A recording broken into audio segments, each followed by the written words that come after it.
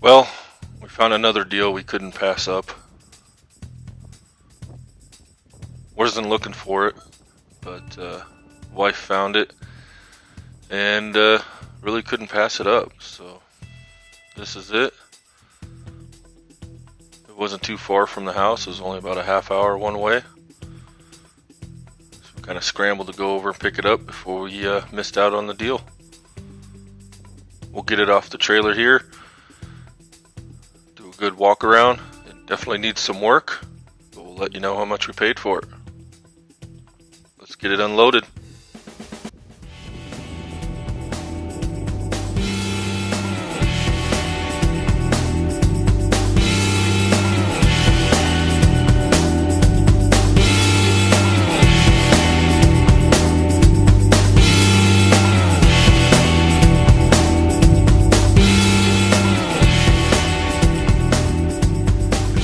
Okay, so hopefully it's not too windy. Do a little walk around of our latest project we picked up. This is a 2005 F150 FX4 model 4x4 Crewcab. So we weren't looking for one, but this price popped up and we just couldn't say no to it. We actually picked this up for 500 bucks with a clean title. So my youngest son is actually the one that wants to plan this build.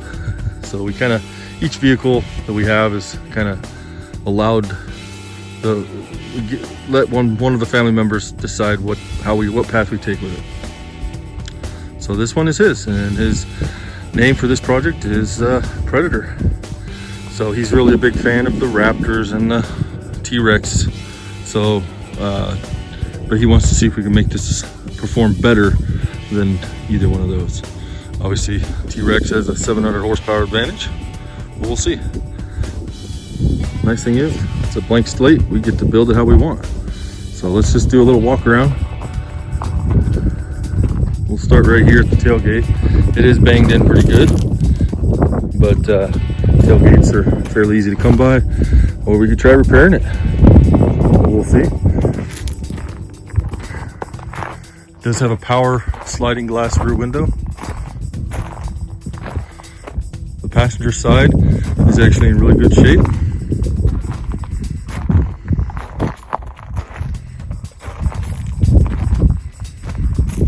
Even this front fender, all the glass is pretty good.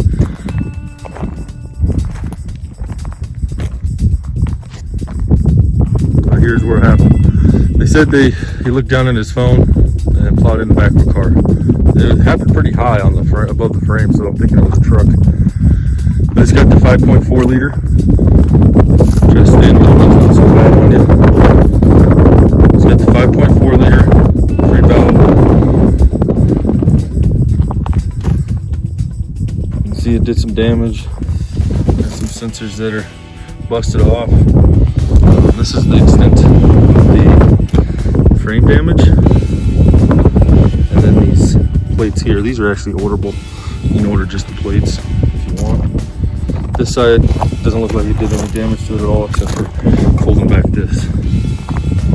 So I think we can probably handle working on that. I don't think the frame's bent, but once we get everything off of there, we'll be able to tell.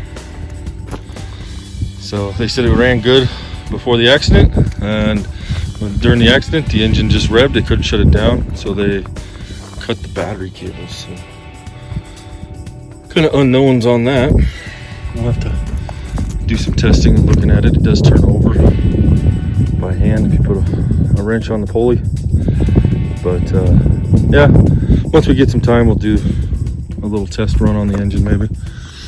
But that's the front. None of the steering. Your coolers all got damaged. They were all missing. There's some parts in the back. I'll show you the hood and the front fender. The hood on these are aluminum, so I'll need a new apron. So it looks like they started doing some work with it, but one thing that my son has said that he'd like to do is convert this. It's a 2005, so he wants to convert it to a 2010 and newer front end. So this is perfect timing. We can get the newer front little forward aprons and all the stuff we're gonna have to replace anyway. So we will have to replace the passenger good fender and apron, but yeah, since we're gonna have to replace all the stuff up front, might as well. He likes the looks of the newer, I think it's 2010 and newer F150 front end, so that's what we're gonna do there. The driver's side is fairly good. There is a dent you can barely see right there. That's the only dent. I don't see any jarring on the hinges, but it might have. The gaps look pretty good. And looking here, it might be a little tight up here, but overall it doesn't look bad. We got this plastic wrap on there, not because the glass is damaged, but they somehow, for some reason, took it off the window track, and so it wouldn't stay up, and we wanted to protect it from any rain, animals, and whatnot. Yeah, this is driver's side. Like I said, that's the front damage, and a little dent in the door are the only thing you see. He says he likes the red color, wants to kind of stick with it. Here's the bumper that they took off. You see there's pretty majority on the driver's side and up towards the top of it. That's the rear drive line. I think the intake's in there too. We'll probably Raptor line this or bed line it somehow. We'll see. Do wonders for that look. He was talking about maybe doing some storage things in here. You know, maybe some kind of organized storage. We're not sure. Still looking at ideas. Like I said, we got some time before this project starts, but yeah, nice thing is it's a clean slate. Now, we haven't even washed this thing. Kind of see. The roof is in good shape. It does have a sunroof, so we're gonna clean the vents on those, the drains. The outside's in pretty good shape, except for the front damage. Now this is leather. This is the condition we got it in, except for we took this driver's door apart because they cut the cables on the batteries and the window was down. We didn't want any, it was like we fixed back here, we didn't want damage done by weather or animals. So my son and I took off the control panel and took a battery and jumped the two connections that we needed to roll up the window. And in the meantime, we were able to check each power window on the other doors, and they all work. Problem, this one is off the track completely, so we'll have to figure out what's going on there. Yeah, it's the leather package, so it's loaded pretty good. It's nice. I think it's going to definitely need some cleaning. I think that'll be fun to see. We do have a driver's airbag deployed, so we'll have to get that. They did take some stuff off the console. You can see the radio's missing. Looks like the ashtray down there was missing. So the headrests are missing. It's filthy. You can see it was out in the desert area. We'll have to replace the lower leathers. Get some side panels for up there. Carpet does have a hole in it. Probably the first thing we're going to do this spring is gut the interior and do a thorough cleaning. So the back leather seats, other than being dirty, they look like they're in good shape.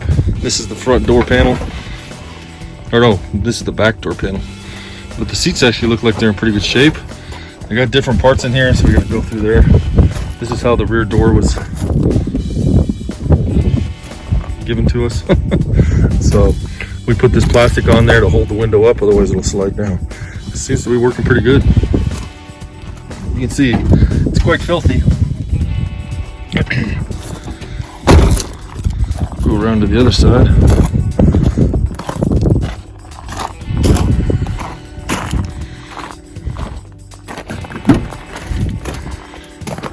So It is a mess, but I think for 500 bucks, worst case, we part it out and we can make quite a bit of money on it.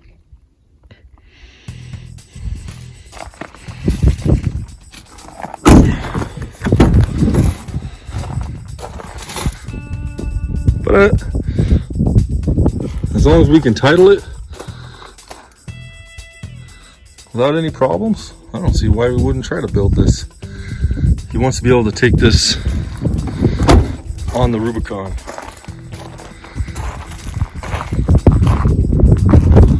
So it's going to take some work.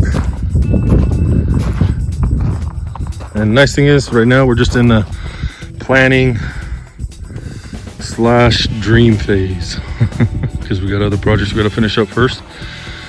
But I don't know, let us know what you guys think we should do with this. Got any ideas, suggestions, things we need to address? Not real familiar with the Triton motors. The wife's Lincoln is the first one we've owned. Otherwise it's mostly been diesels for me, so I know there's some finicky issues with them. You gotta watch out for spark plugs and cam phasers and stuff like that. So, you know, most likely we'd probably, if we're gonna go through this motor, since it's already out, it's sitting the way it is, maybe do a refresh on the motor, figure out ways to bump that power rating. We're kicking around the idea of maybe doing a solid axle swap. I think we could do, if we get the right axles, we could do a solid axle swap on this, which would give it more of the off-road ability and durability than the Raptor or the T-Rex, but keep it narrower. You know, that's one of the downsides of those big trucks, is they're so wide. So I think I estimated the axles that we would get would be narrower, or be only about an inch wider than the factory F150. So we'll know. Suspension, I'm looking at maybe some kind of a coil over type setup for all the way around. Get rid of the leafs in the back too, see how much articulation we can get out of it. Build it for off-road use, but still have some compliant on-road behavior, but be able to take the Rubicon or run through our desert roads back here. I think it's pretty exciting. I think it's a good platform to start from.